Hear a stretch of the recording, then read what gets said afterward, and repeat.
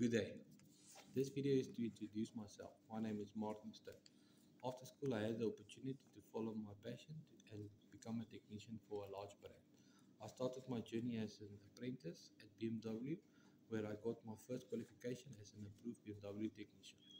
After 6 years as a BMW technician, I had the opportunity to move to Jaguar Land Rover and Volvo and became a master technician for the brand. After that, I had the opportunity to join forces with the Scania brand, which is a large semi-truck brand in SA. So on a large scale, my main experience lies in mechanical environment, where I was responsible for all mechanical and troubleshooting duties.